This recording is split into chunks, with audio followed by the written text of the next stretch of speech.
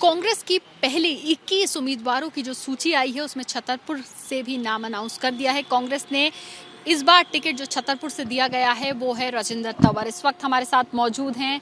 Sir, कैसी चल रही हैं तैयारियां आपकी, क्या उम्मीद?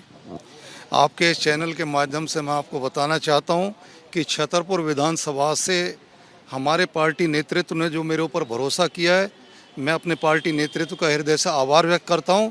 और जहां तक तैयारियों की बात है, आप मेरे विधानसभा क्षेत्र में लोगों से पूछकर देखिए, वो अपना आप ही बता देंगे। और इस बार लोगों ने मन बना लिया कि यहाँ से हम कांग्रेस उम्मीदवार को जिताएंगे। तो मैं पूरे तरीके से आश्वस्त हूँ कि इस वक्त हमारे क्षेत्र में कांग्रेस का बहुत ही अच्छा प्रचार चल रहा है। किन दावों को, किन वादों को लेकर, किन चीजों को लेकर जनता के बीच जा रहे हैं आप? क्या वादे कर रहे हैं लोगों से?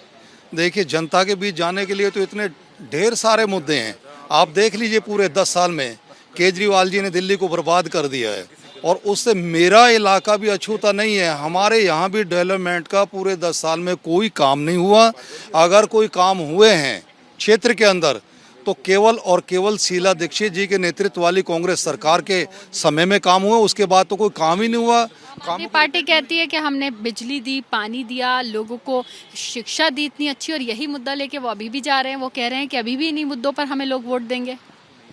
जहाँ तक बिजली का सवाल है, कहते थे कि बिजली हाफ और पानी माफ। लोगों के बिल आप देख लीजिए, बिजली के बिल इतनी भारी मात्रा में आ रहे हैं कि लोग उनको पेड भी नहीं कर पा रहे हैं। और उसी तरीके से जो बिजली के साथ साथ पानी माफ़ करने की बात करते थे, आज लाखों में पानी के बिल लोगों के आ रहे हैं। लोग देने में भी असमर्थ हैं।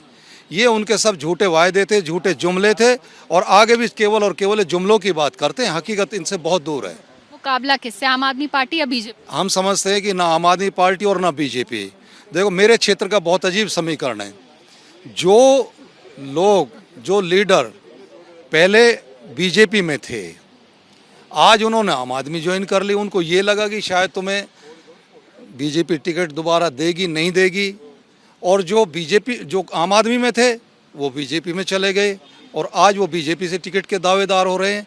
लेकिन दोनों को ही देख लीजिए, दोनों को नगर निगम में भी और दिल्ली विधानसभा में भी कई बार मौके मिल चुके हैं।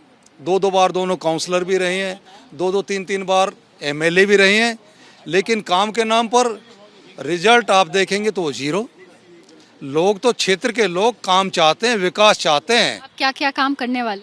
जहाँ तक मेरे अपने क्षेत्र की बात है, मैं आपको बताना चाहता हूँ, मेरा क्षेत्र बहुत पिछड़ा हुआ है। 1908 से लेके आज तक गांव के लाल डोरा नहीं बढ़े। अनऑथराइज कॉलोनी मेरे यहाँ विधानसभा के अंदर बहुत सारी हैं।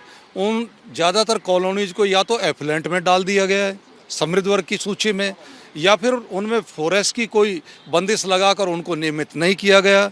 उसके साथ साथ बिजली पानी, जो अभी हम बात कर रहे थे, बिजली पानी के विषय में जो भारी बिल आ रहे हैं, और अगर कोई नया मीटर लगवाना चाहता है तो बीएसईएस में बहुत भारी रिश्वत देने के बाद ही किसी का मीटर लग जाए तो लग जाए, अदरवाइज मीटर नहीं लगते। और इसी तरीके से एजुकेशन की बात है, मेरे इलाके के अंदर ना कोई नया स्कूल खुला, ना कोई। तो क्या आप नए स्कूल खुलवाने पर जोर देंगे? क्या बिजली पानी पर क्या कुछ अलग करें? निश्चित, हम बिल्कुल नए स्कूल। मैं आपको एक छोटा सा उदाहरण आपको बता दूं। मेरे क्षेत्र के अंदर एक चांदनोला गांव है, और उस गांव के अंदर अंग्रेजों के समय से ही, आज़ादी से पहले, एक केवल 5वीं क्लास तक स्कूल था और आज भी वो प्राइमरी स्कूल है। देश कहाँ से कहाँ पहुँच गया, पूरी सदी बीतने को, आज़ाद हुए देश को, और उसके पश्चात भी आज वो स्कूल वहीं के वहीं हैं। उनकी हालत और ज़्यादा जर्जर हो रही है। हमारा सबसे पहला काम ये होगा कि जहाँ पर सही से एजुकेशन की व्यवस्था नहीं है, जहाँ स्कूल नहीं है, वहाँ हम 10वीं और 12वीं तक के स्कूल खुलवाएं। जहाँ ज़रूरत है वहाँ कॉलेज खुलवाएं, यूनिवर्सिटी खुलवाएं। हेल्थ के मामले में जो मोहल्ला क्लिनिक के इनके भ्रष्टाचार है, इनको दूर कर क्षेत्र के अंदर अच्छे हॉस्पिटल खुलवाएं। अभी हमारा छतरपुर में श्रीमती शीला दीक्षित जी जब मुख्यमंत्री थी, उन्होंने बहुत बड़े मल्टी स्पेशलिटी हॉस्पिटल की उन्होंने शिलान्यास किया था। लेकिन आज तक केजरीवाल जी ने 10 साल के अंदर उस फाइल को आगे बढ़ाया तक भी नहीं है। लोग बहुत परेशान हैं। एक डिग्री कॉलेज मेरे यहाँ फतेहपुर बेरी में बनना था, आज तक उसके ऊपर किसी का कोई ध्यान नहीं है। तो ऐसे बहुत सारे मुद्दे हैं जिनको लेकर हम जनता के बीच जाएंगे, और हमको जनता मौका देती है तो सबसे पहले इन कामों को प्राथमिकता के तौर पर हम करा पाएंगे।